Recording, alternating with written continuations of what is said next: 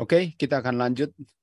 Kita punya pelajaran yang berjudul My sheep shall hear my voice. Domba-dombaku akan mendengar suaraku waktu dipanggil keluar dari Babylon.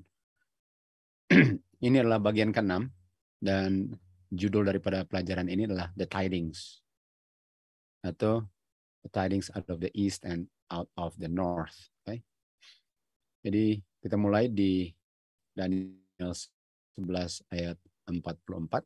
Okay? Daniel 11 ayat 44. Di sini dikatakan tidings, dan tidings inilah gospel ya. Gospel atau kabaran di Matius 24 ayat 14. Dan Injil ini akan dikabarkan ke seluruh dunia untuk menjadi saksi kan di tidings ini. Atau pekabaran malaikat ketiga yang kita kenal juga sebagai kabaran yang mengabarkan the Sabbath more fully ya. Jadi tidings ini yang asalnya dari timur dan dari utara akan trouble King of the North kan. Dan oleh sebab itu dia akan marah dan mau membinasakan semua dan mau menyingkirkan semuanya. Jadi pekabaran ini akan membuat dia marah sehingga dia mau menyingkirkan orang yang mengabarkannya. Dan yang membuat dia marah adalah pekabarannya, tentu saja bukan orangnya, pekabarannya. Pekabaran yang datangnya dari timur dan dari utara. Tetapi di ayat 45 dikatakan dia akan meletakkan dia punya tabernacle daripada dia punya palace atau istana di antara lautan, okay? Di antara lautan. Dan Glory Solomon ini dibilang in, tapi antara itu membandingkan dua tempat ya. Jadi dia akan menghadang kabaran ini untuk sampai di telinga daripada seas, lautan ya. Dan kalau kita lihat lautan ini kan, lautan ini di Wahyu 16:12, lautan ini dikeringkan kan. Lautan ini dikeringkan. Dan kita sudah tahu bahwa lautan itu adalah orang ya. Jadi pekabaran yang dikabarkan kepada Babylon mengeringkan air. Sama dengan 16:12 atau membuat orang keluar dari Babylon. Kita tahu Babylon itu adalah kota yang didirikan di atas sungai Efrata atau Euphrates, dan orang itu melambangkan banyak air itu melambangkan banyak penduduk. Dan untuk pekabaran memanggil umat Tuhan dari Babylon keluar, artinya itu sama dengan mengeringkan sungai Efrata yang support atau memberikan kehidupan, karena air sungai, khususnya kota-kota yang samping sungai itu adalah didirikan dibangun di air, karena air itu menghasilkan kehidupan kan. Orang sangat membutuhkan air untuk hidup, tanaman-tanaman dan sebagainya. Dan pekabarannya datangnya dari timur. Nah, ini timurnya ya.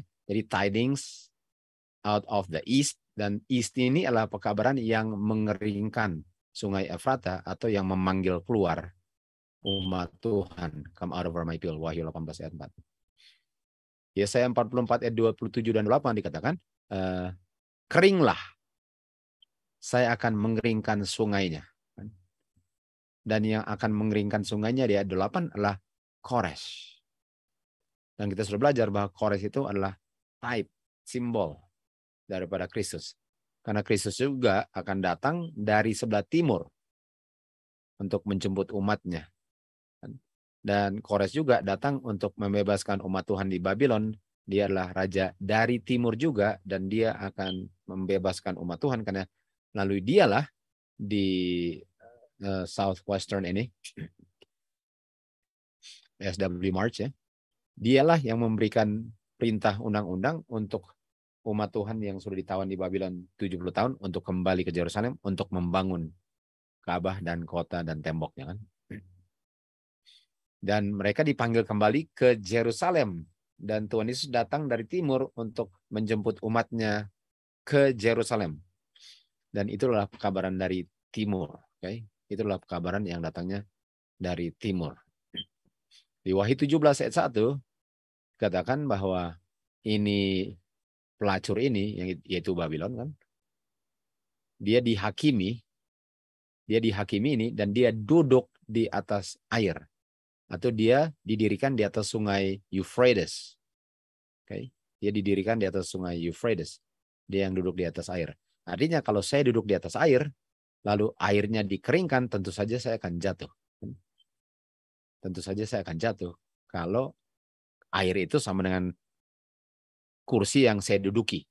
Dan waktu kursinya ditarik, tentu saja dia jatuh. Kalau airnya dikeringkan, tentu saja dia jatuh kalau dia duduknya di atas air.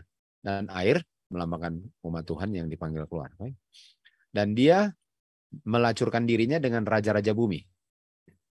Sini kan kita lihat, di Wahyu 17 ayat 15, air melambangkan di mana pelacur ini duduk adalah orang, banyak orang, bangsa-bangsa, dan bahasa. Jadi kalau orang-orang ini menerima pekabaran malaikat pertama di Wahyu 14 ayat 6, dan everlasting gospel ini atau tidings out of the east and out of the north dikabarkan kepada semua yang berdiam di bumi, kepada setiap bangsa, kindred, tongue dengan people, atau kepada air. Dan air ini keluar, maka keringlah Babylon. Dan jatuhlah, atau dia punya sport jatuh. Sebenarnya dia sudah jatuh secara moral jatuh ya. Dan waktu umat Tuhan ditarik keluar, dia tambah jatuh lagi. Jatuh karena sekarang yang support dia selama ini ditarik dari bawahnya. Jadi air ini melambangkan orang, banyak orang atau umat Tuhan, termasuk umat Tuhan yang kedapatan di dalam Babylon. Okay. Dan inilah pekabaran yang datangnya dari timur, dari Koresh. Artinya pekabaran tidings out of the east adalah pekabaran yang menyatakan bahwa umat Tuhan harus keluar dari Babylon. Itu dari timur. Karena Tuhan Yesus sudah mau datang. Jadi pekabaran dari timur adalah pekabaran tentang kedatangan Tuhan Yesus sehingga umat Tuhan harus keluar, dan itulah yang mengeringkan sungai Euphrates. Okay? Itulah yang mengeringkan sungai Euphrates. Sekali lagi, pekabaran dari timur itu adalah pekabaran yang memanggil umat Tuhan keluar karena Tuhan Yesus sudah mau datang. Itu artinya pekabaran yang datangnya dari timur. Oke. Nah, sekarang kita lihat sini di Wahyu 22 ayat 1, dan dia menunjukkan kepada saya sungai yang murni yang adalah air kehidupan, jernih seperti kristal, keluar dari tahta Bapa dan tahta domba. Jadi kita lihat bahwa ada tahta dan ada tahta domba. Dan kita tahu bahwa setan di Yesaya 14 dibilang, saya mau duduk juga di gunung congregation di sebelah utara. Nah, kita sekarang masuk tentang utaranya. Apa artinya utara? Terus tahu apa artinya timur? Timur artinya karena Tuhan Yesus datang, pekabaran mempersiapkan kedatangan Tuhan Yesus itu ialah mengeringkan air untuk memanggil umat Tuhan keluar dari Babylon, sehingga itulah yang membuat Babylon collapse.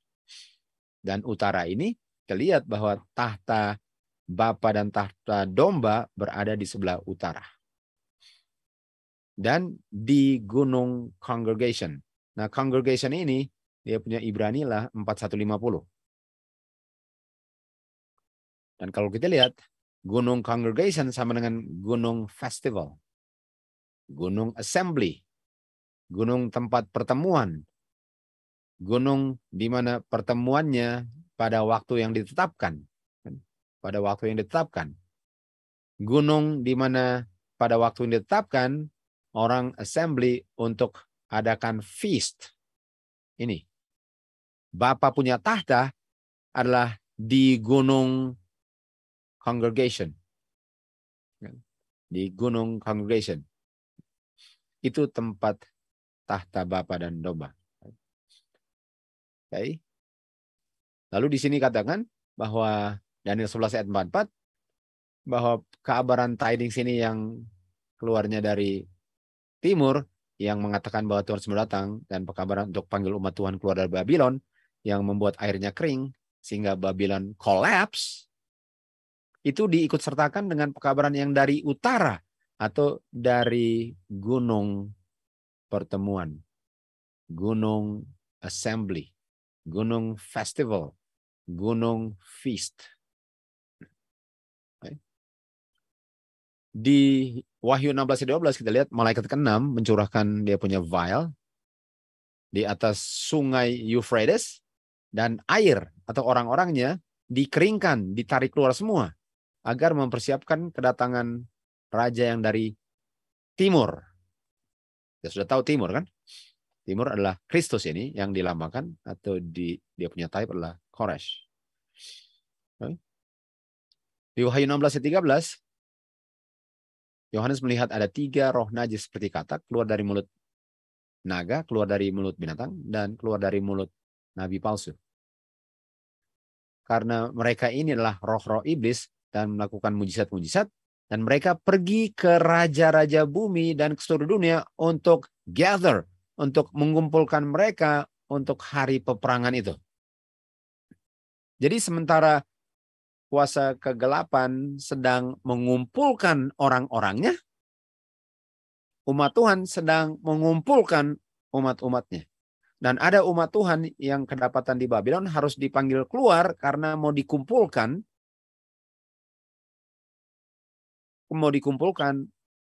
untuk bersama bersama-sama dengan gembala di kandang yang sama. Sementara kuasa kegelapan ini pun sedang mengumpulkan orang-orangnya, sedang gather, sedang assemble. Kalau kita lihat di sini, setan sudah lama telah mempersiapkan dirinya untuk usaha akhirnya untuk menipu seluruh dunia. Fondasi daripada pekerjaannya diletakkan di Taman Eden waktu dibilang, kamu sebenarnya kalau makan atau kalau kamu berdosa, kamu sebenarnya nggak mati. Pelan-pelan dia telah mempersiapkan dia punya tipuan di dalam pembentukan spiritisme, spiritualism. Dia belum dengan lengkap mencapai puncak daripada spiritismenya. Tapi spiritismenya itu akan mencapai puncaknya di sisa-sisa waktu daripada sejarah dunia ini. Artinya di zaman kita, dia punya spiritisme akan menjadi sempurna. Dan dibilang ini, saya melihat 3 roh najis seperti katak yang tadi kita baca ya.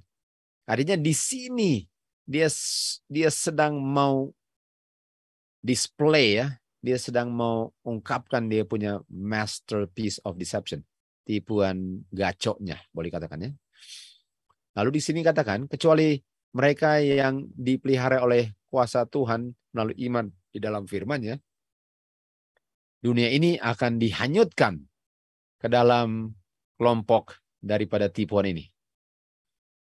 Inilah tipuan yang mematikan sekali.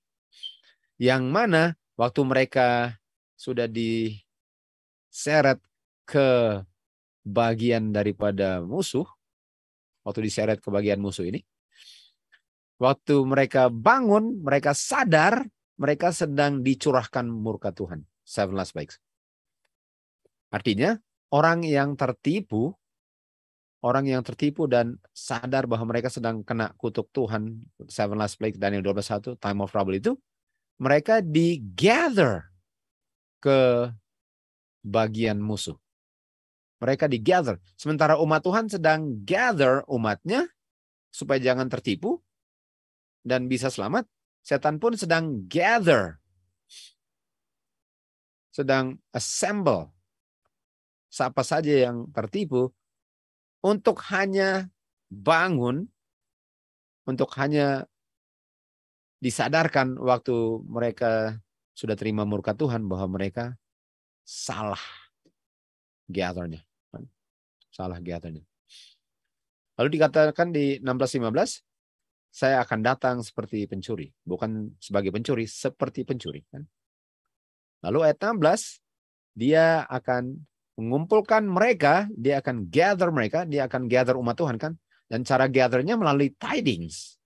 Tidings dari timur, yaitu panggil keluar, dan tidings dari utara. Dan utara itu adalah dia kumpulkan orang dan dia akan gather mereka di Armageddon. Dia akan kumpul mereka di Armageddon. Dan Armageddon itu kalau kita lihat adalah H2022 dan H2022 itu dari G717. Armageddon artinya apa? Gunung pertemuan. Jadi sementara setan mengumpulkan orang-orangnya, assemble orang-orangnya di tempat pembakaran, umat Tuhan sedang assemble, gather umat-umatnya di tempat assemble untuk adakan feast di sebelah utara. Artinya pekabaran dari timur itu lah pekabaran yang memanggil umat Tuhan keluar dari Babylon karena Tuhan Yesus sudah mau datang untuk dikumpulkan di utara untuk assemble untuk setiap minggu, setiap bulan, dan feast tahunan assemble di gunung pertemuan. Itu adalah tidings out of the east and out of the north. Ialah untuk memanggil umat Tuhan keluar, untuk bisa berkumpul, untuk memanggil umat Tuhan, kabaran dari timur, untuk bisa berkumpul di utara, di Mount of Congregation. Right? Itu adalah tidings out of the east and out of the north. Sekarang kita lanjut ke let my people go. Biarlah umat-umatku diizinkan untuk pergi, tinggalkan Mesir. Dalam konteks ini ya, biarlah mereka diizinkan untuk keluar dan tinggalkan Mesir. Oke.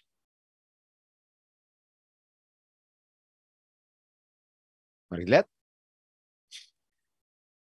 Keluaran 5 ayat 1, setelah itu Musa dan Harun masuk dan bilang kepada Firaun, demikianlah firman Jehovah God dari Israel, biarlah my people, jangan lupa, my people kan, dia bilang, come out of my people, let my people go, come out of my people kan. Dan waktu Musa bilang, let my people go, perginya kemana? Supaya mereka bisa hold a feast di tabernakel. Apakah ini sama dengan yang tadi, di mana waktu umat Tuhan dipanggil keluar supaya bisa hold a feast di Mount of Congregation? Sementara waktu Musa panggil umat Tuhan keluar, let my people go, supaya mereka bisa feast di wilderness. Okay? Wahyu 18:4, come out over my people, agar mereka bisa merayakan feast di Mount of Congregation sebelah utara. Keluaran 37, Tuhan bilang, saya telah mendengar penderitaan my people di Mesir. Saya tahu mereka punya penderitaan. Mereka menderita di Mesir. Ayat Keluaran 20 ayat 2, Tuhan bilang, sayalah yang membawa kamu keluar dari tanah Mesir, dari tanah perbudakan. Jadi umat Tuhan sedang menderita, dianiaya di Mesir, mereka sedang diperbudak di Mesir, dan oleh sebab itu umat Tuhan harus dipanggil keluar. Dan panggil keluarnya apa? Dengan pekabaran memberikan kebebasan. Banyak mati dalam kematian dan memberikan kehidupan mereka untuk mengabarkan kebebasan, proclaim liberty, atau Sabbath more fully, kepada orang-orang yang ditawan dan membukakan pintu-pintu penjara bagi mereka yang diperbudak. Artinya pekabaran let my people go ini adalah pekabaran feast. Feast ini adalah pekabaran yang membebaskan orang dari perbudakan. Biarlah umat Tuhan keluar supaya mereka bisa keep feast. Dan feast ini adalah Sabbath more fully. Dan Sabbath more fully adalah Jubilee. Dan Jubilee adalah proclaim liberty. Artinya untuk memanggil umat Tuhan keluar itu 100% pekabaran feast. Sabbath more fully. Agar mereka bisa dibebaskan dari perbudakan, Tuhan berbicara mengenai tawanan umat Tuhan yang ini ya, yang berwarna, di Amerika namanya berwarna atau kulit gelap ya. Sebagaimana dia bicara tentang orang-orang Ibrani tawanan di Mesir. Dia bilang, saya telah melihat penderitaan umatku. Sebagaimana orang-orang di selatan, orang-orang yang berwarna gelap ini diperbudak di Amerika, demikian juga umat Israel diperbudak di Mesir. Dan mereka mau di apa? Dikabarkan liberty. Liberty apa? Jubilee. Jubilee Day of Atonement. Day of Atonement, feast. Makanya dibilang, let my people go, agar mereka bisa merayakan feast. Pekabaran dari timur, let my people go, dari utara, agar mereka bisa keep feast, the Mount of Congregation. Keluaran 12 ayat 29, tibalah waktunya pada tengah malam Tuhan membantai semua anak-anak sulung di tanah Mesir. Semua anak sulung dibunuh. Dan ada seruan di tengah malam yang kita tahu sebagai midnight cry. Seruan tangisan di tengah malam di Mesir karena tidak ada rumah yang tidak ada kematiannya. Lalu, dan dia memanggil Musa dan Harun pada malam hari dan berkata, bangkitlah, pergilah dari Mesir ini. Kamu dengan anak-anaknya, supaya kamu bisa serve Jehovah kamu.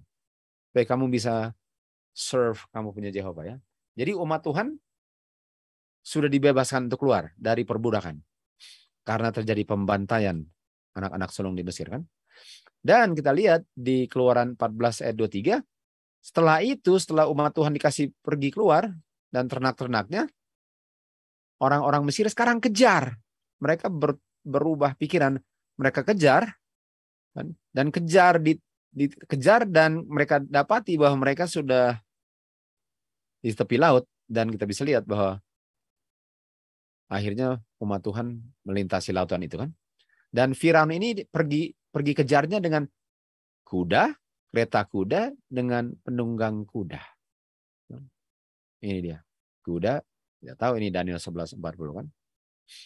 Dan tibalah waktunya pada pagi hari Yehova melihat kepada orang-orang Mesir kan, dan pada pagi hari Jehovah God melihat kepada umat-umat Mesir melalui tiang api dan tiang awan, dan kita bisa lihat bahwa ini troubled host of Egyptians. Ini mereka sangat di trouble lah. Apa yang sedang terjadi? Kenapa mereka trouble sekarang? Jangan lupa ya, kata trouble. Ingat kan? Kita lihat bahwa kabaran tidings out of the east itu trouble. Kita juga lihat bahwa Belshazzar punya pekabaran trouble. Karena mereka sekarang sudah kedapatan di tengah laut. Waktu mau kejar kan? Lautan sudah terbuka dan mereka kedapatan di tengah laut. Dan sekarang mereka cabut dia punya roda-roda daripada kereta kuda itu.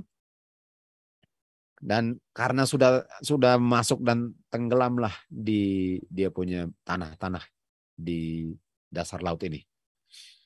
Lalu mereka bilang, marilah kita lari dari sini karena nampaknya mereka punya Jehovah God yang sedang berperang dengan kita. Jadi kita bisa lihat ya, let my people go, agar mereka bisa keep feast. Lalu dikasih pergi ya. Oke, pergi. Lalu sekarang dikejar. Sekarang mereka sudah stuck di lautan.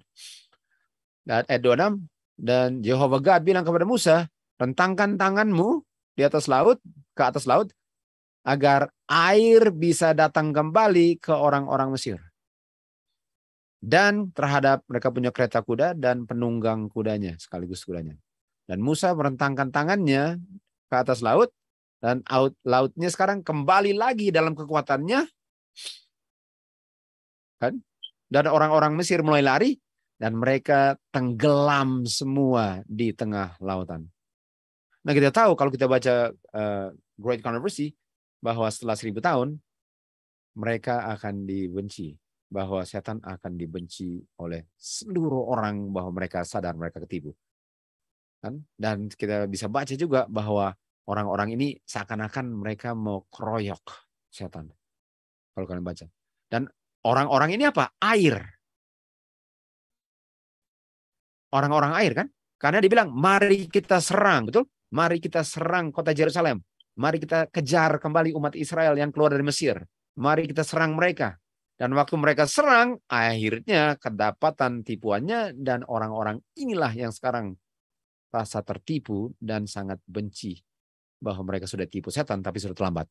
Ini sama dengan air kembali lagi dan menutupi Firaun di tengah lautan. Dan airnya kembali dan menutupi kereta kuda dan penunggang kudanya. Semuanya masuk dalam laut. Tidak ada satupun yang hidup. Berakhirlah sejarah Firaun. Dan seperti itu berlahirlah sejarah setan. Dan seperti itu juga akan berakhirlah sejarah Raja Utara palsu ini. Wahyu 18:1. Dan malaikat akan mengambil batu seperti batu penggiling dan melemparkan ke laut, dan dengan kedahsyatan kota Babylon dilemparkan ke dalam laut sama dengan Firaun tenggelam di tengah laut, dan tidak akan ditemukan lagi Babylon selama-lamanya. Sama dengan Belsasar kan, pada malam itu Belsasar raja Chaldean atau raja Babylon mati. Pada saat itu tenggelamlah Raja Firaun. Pada saat itu tumbanglah Raja Utara palsu. He shall come to his end. Hasil apa? Hasil umat Tuhan dipanggil keluar. Dan waktu mereka mau serang umat Tuhan yang dipanggil keluar, merekalah yang tenggelam di tengah laut. Ini sejarahnya yang sudah digambarkan dan akan terulang kembali. Dan Keluaran 11 ayat 4, Musa berkata, demikianlah firman Jehovah God, sekitar tengah malam saya akan pergi ke tengah-tengah Mesir, dan saya akan melewati rumah-rumah yang tidak ada darahnya di pintu, dan pada tengah malam saya akan binasakan. Jadi terjadi pembinasaan pada tengah malam.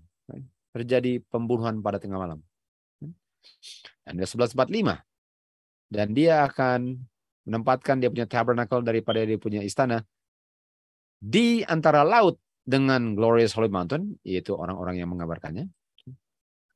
Namun, jadi waktu kita lihat di ayat 44 bahwa ada pekabaran yang memanggil umat Tuhan keluar untuk mengadakan feast, dia akan marah.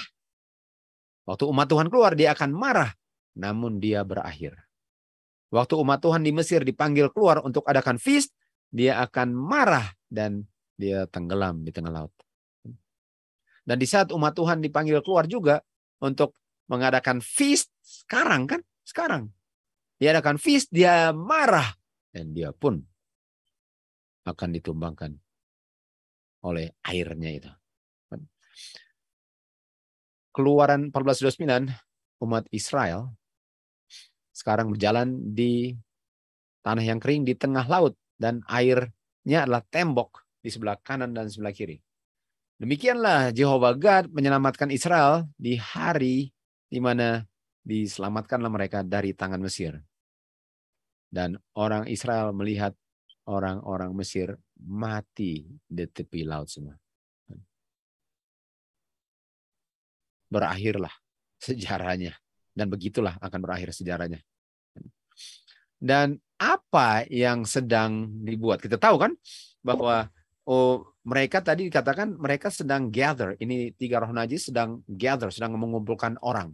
Sedang assemble. Kalau assemble artinya sedang apa? Sedang feast. Jadi sementara mereka mau feast, umat Tuhan dipanggil keluar untuk adakan feast. Mari kita buktikan itu.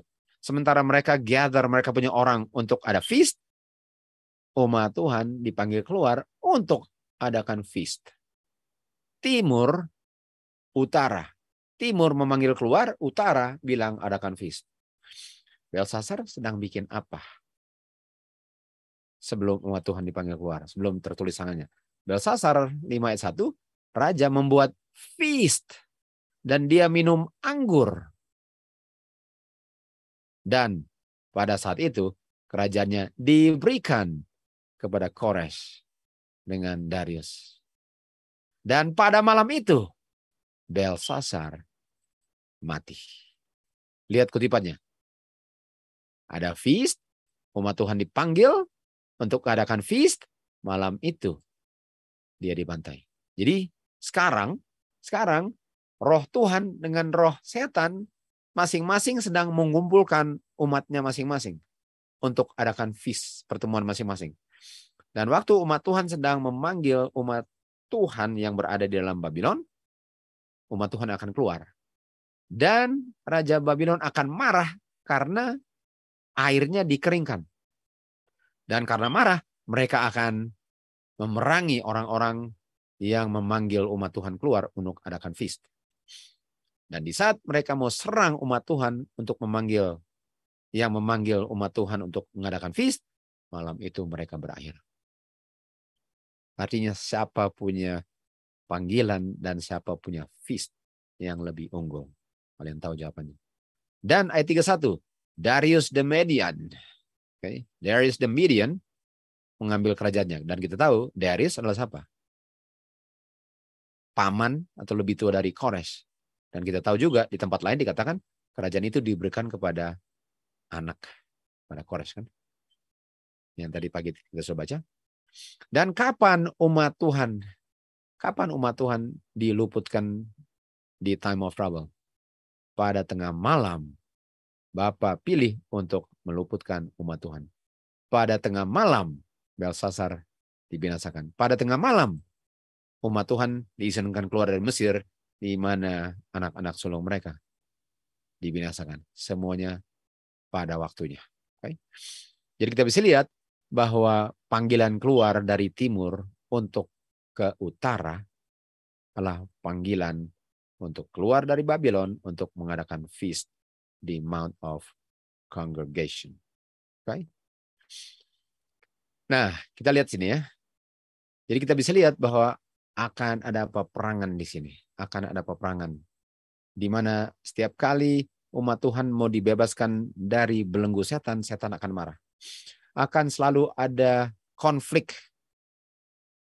di saat kita menentukan untuk melayani Tuhan kita di surga. Sampai kita diluputkan dari dunia ini yang jahat. Kita akan tetap berhadapan dengan perang. Jadi walaupun kita sudah keluar dari Babylon, malahan akan diserang. Di saat kita memanggil umat Tuhan keluar dari Babylon, akan diserang karena setan selalu marah. Setiap kali ada yang luput dari genggaman mautnya, dia marah. Dan oleh sebab ini, pekabaran ini akan menghasilkan dia marah. Sebagaimana cerita-cerita dari Alkitab sudah mengilustrasikan bahwa dia selalu marah.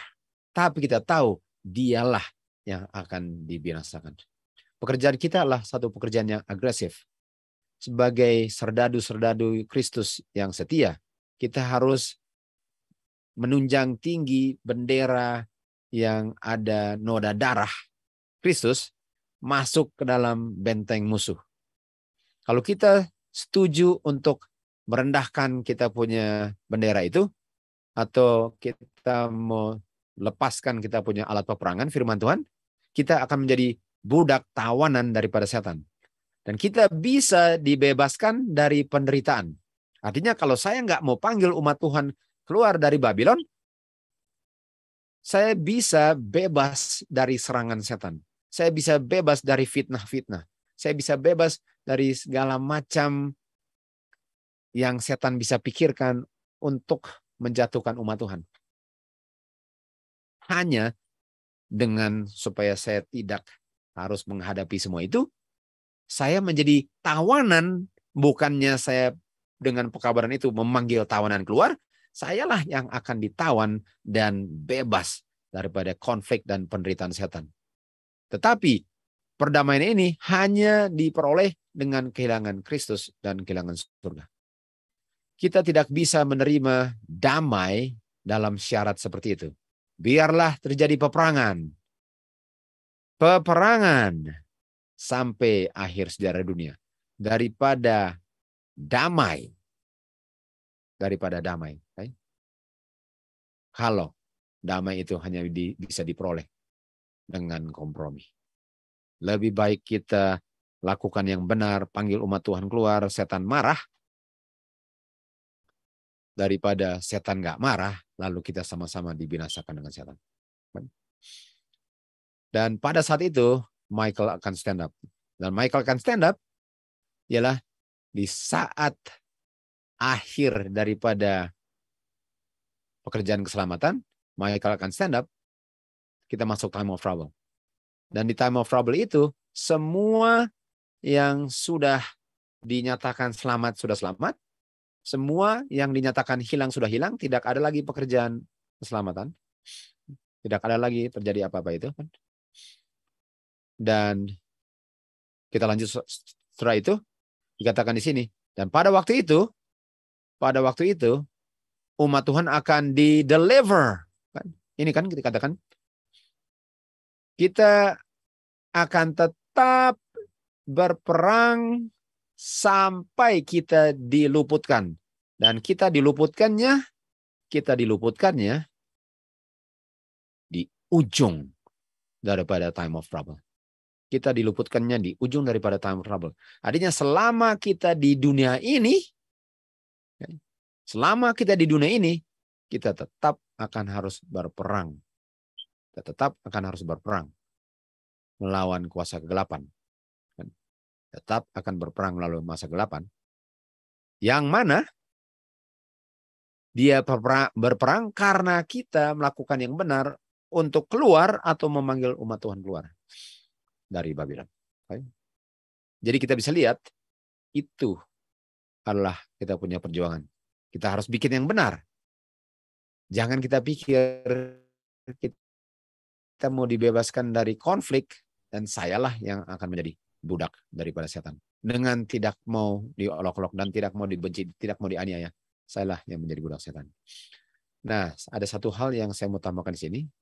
Saya mau kasih tunjuk bahwa sebelum Daniel 12:1 ini, ya, akan ada jubli. Dan kita sudah tahu itu, tapi saya mau buktikan itu kan. Jadi ini Daniel 12:1. Daniel 12:1 ialah time of trouble. Dan di time of trouble itu tidak ada pekabaran lagi. Di Daniel 12:1 tidak ada pekabaran lagi. Karena semua orang yang sudah selamat, yang perlu selamat sudah selamat, dan semua orang yang tolak keselamatan yang hilang sudah tolak dan tidak bisa diselamatkan lagi. Jadi tidak ada pekabaran lagi yang dikabarkan di masa time of trouble. Pekabaran malaikat ketiga sudah tutup, sudah close. Dengan pengertian itu, mari kita baca di sini. Saya melihat bahwa Bapa ada anak-anaknya yang tidak melihat dan tidak memelihara hari Sabat. Mereka tidak menolak terang akan hari Sabat. Dan pada mulai the time of trouble, artinya cuma ada satu time of trouble, tapi time of trouble ini kita tahu adalah time of trouble sebelum 12:1. Kenapa? Karena di time of trouble ini, umat Tuhan yang dipenuhi dengan Roh Kudus pergi mengabarkan pekabaran hari Sabat more fully atau liberty atau jubilee. Kita tahu di Imamat 25 ayat 9 dan 10 kan, Day of Atonement. Dan kita tahu ini nggak bisa dikabarkan kalau sudah Daniel 12:1.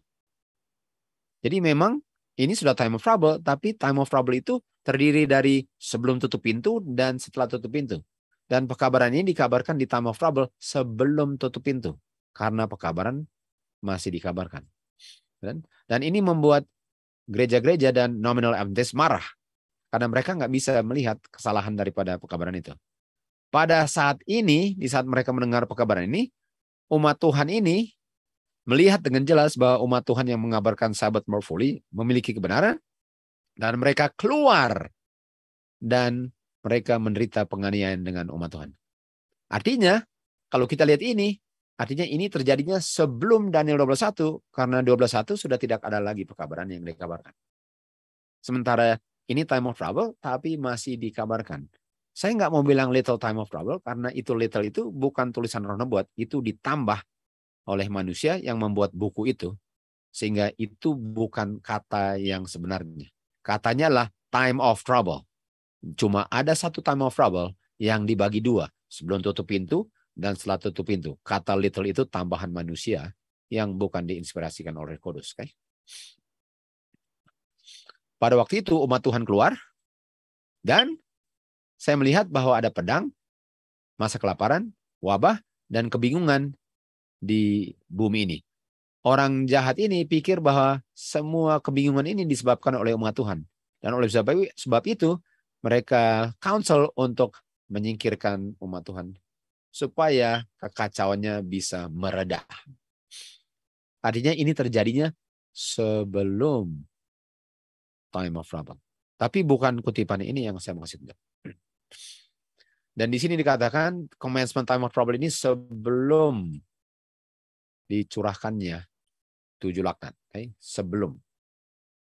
Ini bukan setelah. Artinya time of trouble. Kenapa dibilang time of trouble? Karena sudah ada trouble. Karena sudah mulai trouble. Atau this is the beginning of sorrow. Matius 24 kan. Jadi ini terjadinya sebelum Daniel 21. Oke. Sekarang kita lihat di sini. Lanjut. Di time of trouble, kita lari dari kota-kota dan desa-desa dan dikejar oleh orang jahat yang masuk rumah-rumah orang saleh dengan pedang. Dan mereka mengangkat pedang untuk membunuh umat Tuhan, tapi pedang itu jatuh seperti jerami. Nanti kita akan bicarakan itu di pelajaran lain. Dan kita semua berseru siang dan malam di hadapan Bapa. Matahari muncul dan bulan berdiam diri dan sungai tidak mengalir airnya. Awan-awan gelap bertabrakan satu dengan lain. Tapi ada satu tempat yang jelas di mana ada kemuliaan Tuhan, di mana suara Tuhan kedengaran seperti air yang menggoncangkan langit dan bumi. Langit terbuka dan tertutup. Gunung-gunung goyang seperti kayu ditiup angin. Dan batu-batu dimuntahkan dari bumi ke segala arah.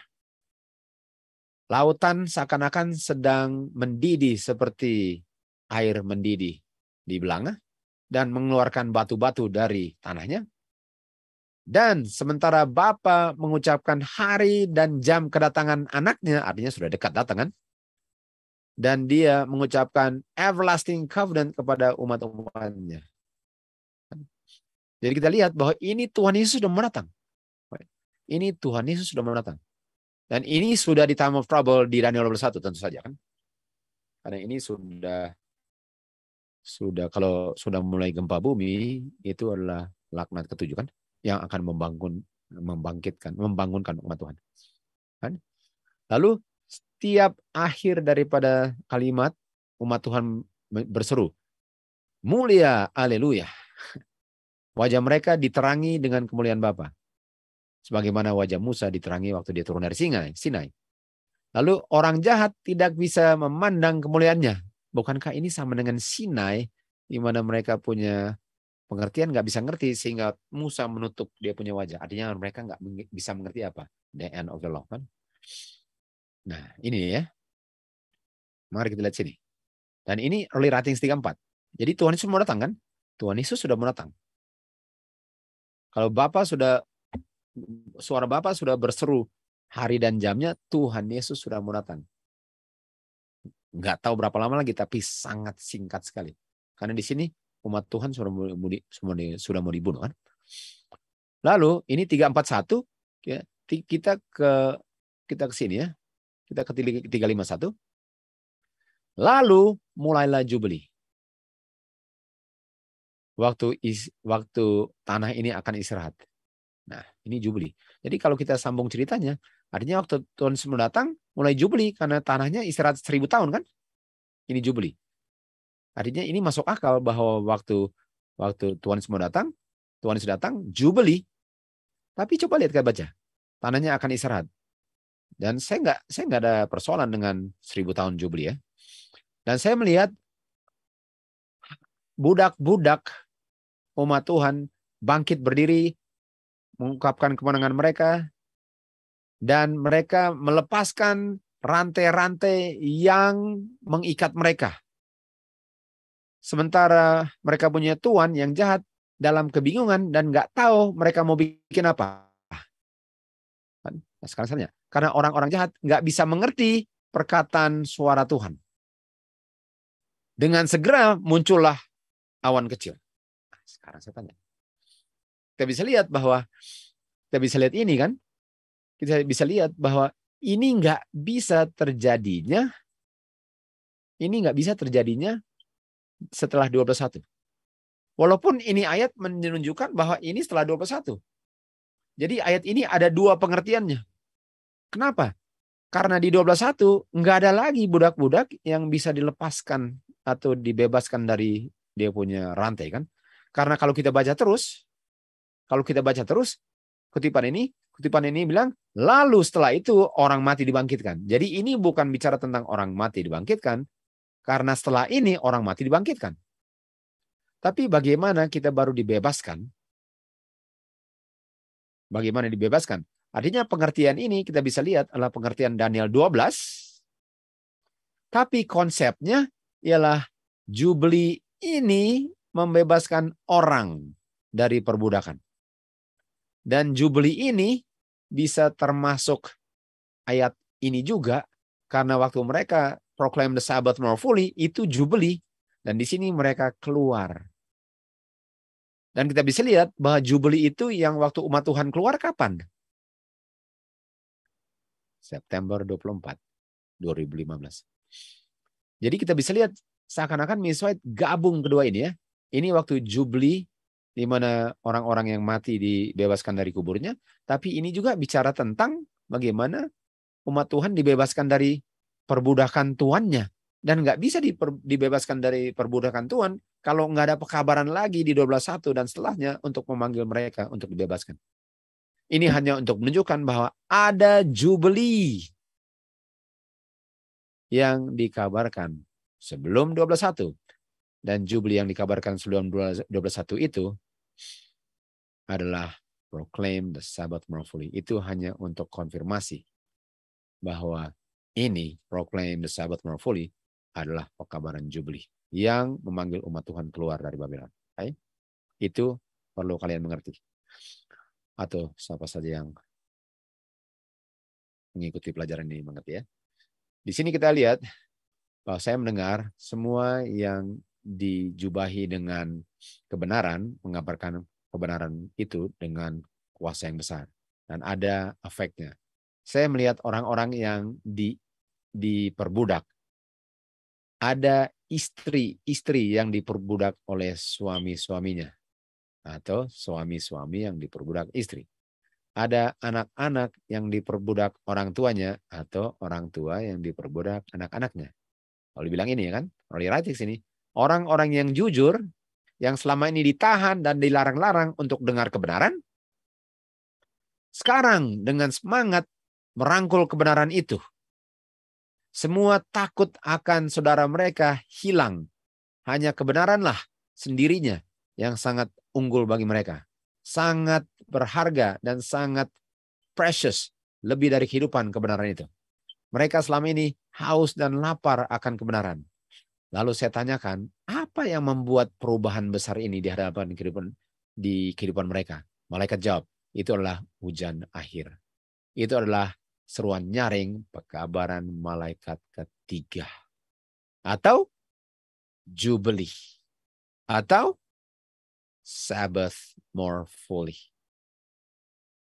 Dan kalau kita lihat di sini kan, kita lihat di sini bahwa mereka dibebaskan dari dia punya bound kan, dia punya perbudakan bound. Ini dia, ini boundnya. Jadi ini hasil pekabaran malaikat ketiga. Jadi nggak bisa pekabaran malaikat ketiga masih dikabarkan di sini.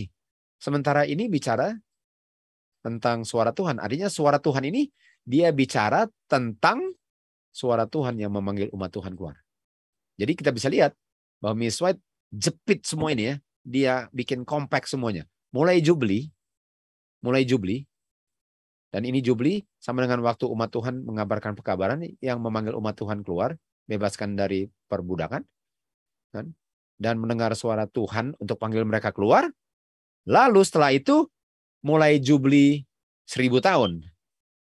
Tanah istirahat. Di mana karena itu orang-orang yang dikubur dibebaskan dari dia punya belenggu kubur. Tapi sebelum itu mereka mendengar suara Tuhan mengucapkan hari dan jamnya. Lalu dengan segera mereka melihat awan akan kedatangan Tuhan Yesus. It looked more lovely than ever before. Lebih indah dari pernah dipandang sebelumnya. Sebenarnya saya nggak pernah pandang sebelumnya. Miss White mungkin sudah pernah pandang. Di atas awan itu duduklah anak manusia. Jadi kita sudah bisa lihat pekabaran kita adalah tidings. Apa tidings? Is dengan north. Dan for my people atau let my people go. Itu sama konsepnya dengan ada jubeli sebelum tutup pintu. Okay? Ada jubeli sebelum tutup pintu. Kita tahu bahwa jubeli itu mulainya hari ke-10 bulan ke-7. Dan itu mulainya di hari Day of Atonement. Dan itu terjadinya di September 24, 2015. Itulah benar-benar waktunya untuk memanggil umat Tuhan keluar. Untuk bergabung dalam Mount of Congregation untuk mengadakan feast dengan pencipta dan juru selamat mereka. Kabaran ini, seri ke-6 ini akan diakhiri sekarang. Ada satu seri lagi yang akan dilanjut. Dan itu adalah seri terakhir. Puji Tuhan, saya nggak sadar bahwa rupanya sampai 7 seri. Sabbath More Fully, serinya 7. Oke, sampai di sini saudara.